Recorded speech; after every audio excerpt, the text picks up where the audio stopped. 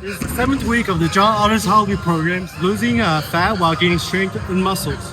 Now, if realization fitness demands the same discipline and commitment as what I've been saying, Olympic athletes, Are you okay? then teammates and companionship might be the missing link in the practice.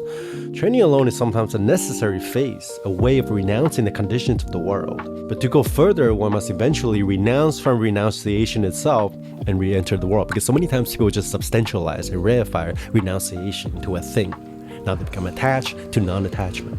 So in my last couple of videos, I've been talking about the solo realization trap, or the limit of practicing alone, how that can just keep on reinforcing your views. So the same mind creating the blind spot is being asked to find the blind spot, right? That's why I believe enlightenment is a team sport. Weighing at 149 pounds, lifting 100-pound Dumbbell chest press, I haven't done that in probably close to 15 years. All thanks to John Otters Hollywood. This is what Michael Jordan realized when he won his first championship. Eventually, you have to remove the conditions and the scaffolding of meditation, isolation, and monkhood itself. Unless you just want to be a monk, which is cool too, but for most of us who are choosing to engage with the world, we know the work is not done, but we don't know how to work with and as the conditions of life. We don't know how to pay homage to our afflictions and use them as fuel to develop further. And this is why people go on retreats and unable to integrate, or look for techniques after techniques. Because you can meditate for thousands of hours, produce insights and experiences, and still remain trapped inside your own echo chamber and views. Views is literally the geometry of your entire reality.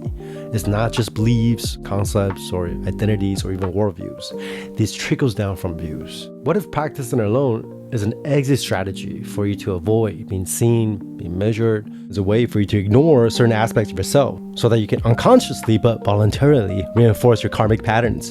And again, I don't emphasize this enough. If ignorance conditions suffering, then whatever we ignore, suppress, and refuse to illuminate becomes the basis of all the splits and fragmentations that causes our suffering. The snake infinitely biting its own tail while you're trying to, quote unquote, figure it out alone.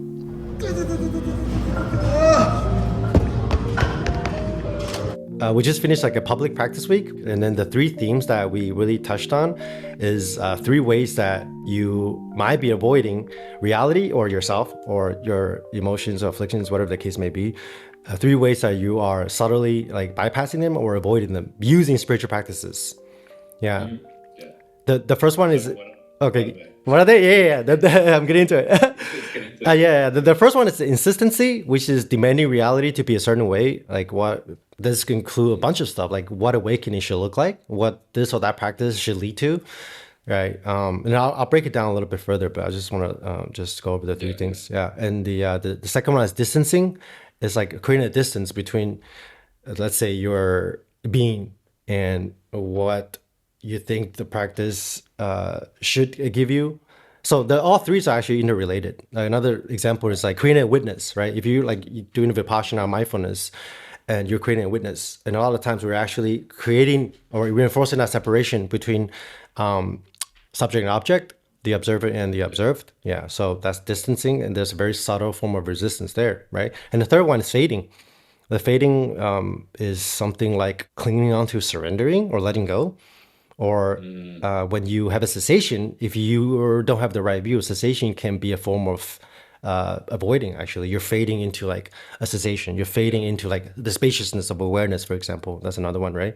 Or even fading into the feeling of loving kindness. It can look a number of different ways. Yeah. And again, the 3 are not really separate either. They kind of reinforce each other. What most people don't realize is that they are actually using spiritual practices to avoid reality, even if they're making progress.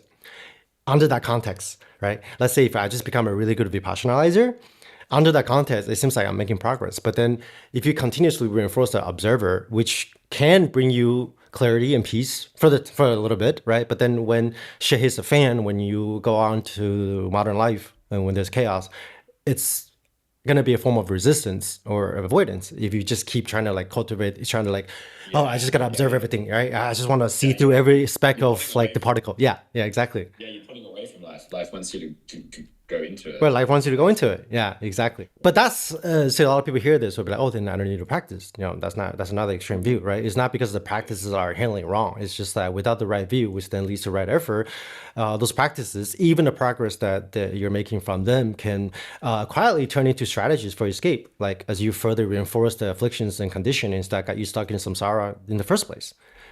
And a lot of times, even like I went through a lot of traps myself through the path too. Like the infinite broad trap, I call it, is like just going to like infinite spaciousness, which works under a certain context. But if you're insisting your reality has to be like that all the time, if you have the view that this is what awakening should look like, there's no one way awakening should look like, right? It's complete flexibility of the mind. That's the thing, right? Like what about the extremity of views and like the infinite flexibility of the ultimate view, which is not really a view. It's not really a view, right? Yeah. But it's so tricky, right? Because people, if they don't have the right view, they're just going to turn that into a view, which is the whole nother topic. Yeah, it's like rarefying emptiness, making emptiness into a thing. Yeah, which is super common in the non-dual, like in non-dual communities specifically. Yeah, we call them numb-dual zombies now. So this is the example of the three ways that we're avoiding reality through, and then I'll give you an example from each practice. Trying to negate all thoughts during self-inquiry can become a subtle form of resistance, a demand that the mind be empty because you believe awakening should be thoughtless. And in doing so, you are quietly reinforcing the very split between concept and reality, or between thought and no thought. If you practice Vipassana from the stance of becoming a better Vipassanalizer, or if you insist on equanimity, you may find yourself returning to retreats again and again, unable to integrate the messiness and the chaos of life. Then practice becomes containment, not contact, not direct contact.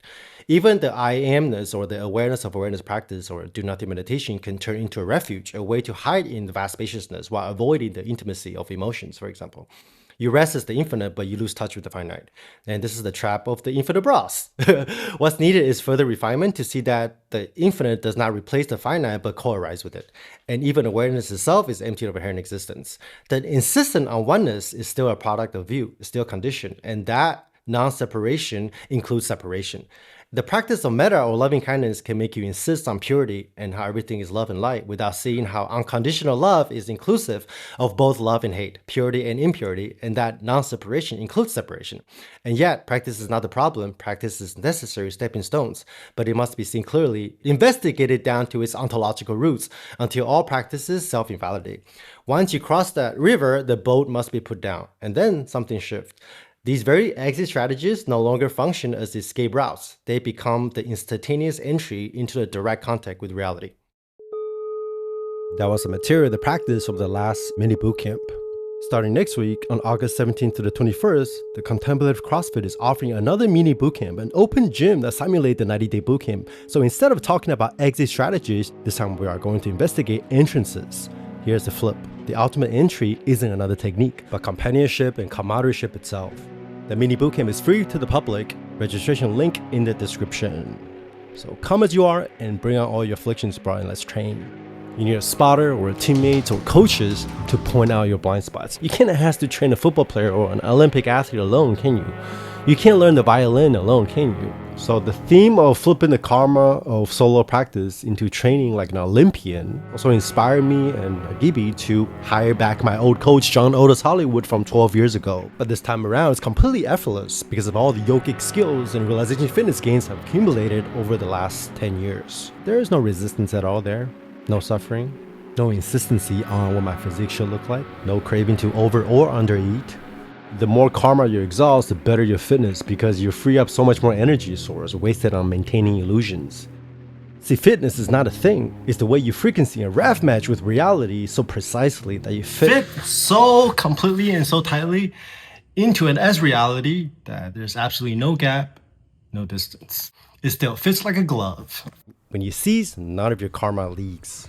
At the level of conditioned phenomena, this can look like both contraction and expansion. But to achieve this, you must realize the unconditioned, unity state, which is not apart from conditioned existence, yet cannot be affected or touched by any conditions, aggregations, or afflictions. Check out Gary Payton's signature shoes, the glove. It was originally from 1998. The first time I saw Gary Payton locking down Michael Jordan like a glove and then stealing the basketball from him and sprinting down the court in full speed really blew my mind, and it was a catalyst for the rest of my aesthetic, athletic, and awakening journey.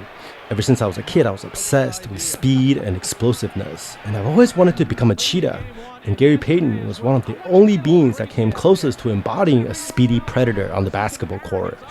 This led me to become obsessed with the 90s basketball, which then led me to train for the vertical jump. Hence, I started lifting and doing plyometrics. Now, realizing presence, like the speed of light, is the constant that goes beyond space and time, coming and going. Solitary is a necessary step for a lot of people, myself included, and people make great gains with the solo realization path, but it has a ceiling.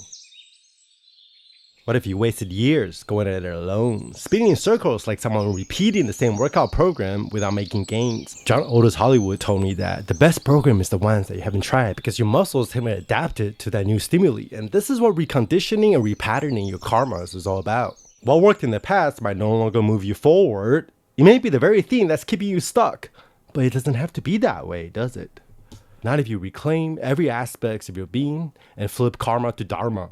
Coming into CC, a lot of the emphasis was actually going back into fragments of self, kind of prematurely gotten rid of too soon. Which like, is what? Like writing it off like fitness. Yes. Almost like coming full circle and connecting that karma to your dharma. That karma actually is necessary to integrate. It's like, what if your life looked like an Olympic sport? Like level of okay, that's a really completion. Good analogy, yeah. Adrian is the recovering non-dual zombie who turned into a non-dual beast and then went beyond both. Non-dual zombies be like, hey, there's no others, there's no path. Perhaps something's not complete. Suffering still prevails. And to avoid this, we induce the perfect condition to maintain our meditative equipoise. Getting really good at accessing states of bliss and absorption while creating conditions that won't allow you to suffer. So the isolation chamber becomes thicker and thicker and thicker. And you become even more unrelatable to other people. So we unconsciously or consciously maintain these conditions without seeing that they're actually still ignoring aspects of ourselves and maintaining a certain view, still insisting reality to be a certain way. What happens to the conditions of life triggers these aspects of yourself that you're bypassing and suppressing. You go berserk because they come out even stronger. And the split between the divine and the mundane, between on and off the cushion, between spirituality and the rest of life becomes wider and wider. You may be using spirituality and techniques or even insights or even realization itself to avoid life, responsibilities, and relationships. Honey, I just had an awakening, completely seized. Can you go pick the kids up? Bye, babe. There's like different degrees of seizing. It's different from the one I told you before. Babe, what am I supposed to do? So what to do? You actually don't have to do anything extra. You just have to rest as your being and recognize presence. Once your hidden views and root formations are illuminated, then you can decide whether or not to act from that stance. And the structure and the configurations of these views are conditioned by karmas, afflictions, and aggregations, how you might compound phenomenons. And views are four-dimensional. There's the spatial geometry of it, and then there's the temporal trajectory. It operates both ontologically and teleologically, and it's consequential. Your habitual tendencies and behaviors and how you make choices are conditioned by views and vice versa. That's why conduct matters, bro. I wouldn't understand what I was talking about like 3 years ago. And we do have people in the bootcamp who's never meditated before and made great transformations. Check out the testimonial on my last video. So you just have to be genuine, come as you are, and be willing to participate and engage to refine our views together. My analogy to distinguish the difference between views and worldviews or ideas is that concepts, thoughts, feelings, and ideas, or even identities, are content of your experience, but the view is the context. They're not separate, they reinforce each other. You've probably heard this analogy before, but what most people don't realize is that you can actually investigate and illuminate the structure, the morphology, and the architecture of your view down to the T. Investigate exactly how the moment is constructed phenomenologically. See, to free or exhaust something, you simply have to see it, illuminate it, and accept every aspect of your being through presence, by neither resistance nor non-resistance. Both the content and the context, however, are conditioned phenomena. Yet the unconditioned, the unborn, the deathless is beyond but include and can illuminate both the content and the contact. You can alter, improve, or even replace the content of your experience through therapy, meditative equipoise, and absorptions, or even psychedelic experiences. Yet if you don't recognize the root formation of the structure that gives rise to and conditions your views, no amount of insights, experiences, or knowledge can ultimately set you free. So all these silly debates in the spiritual marketplace about the dualities between self and no self, free will versus determinism, or even nirvana, samsara, still belong to the realm of views. You have to recognize that which transcends, but is inclusive of all extreme views, and that is your true nature. Beyond all extremes, bro. That's the true middle way.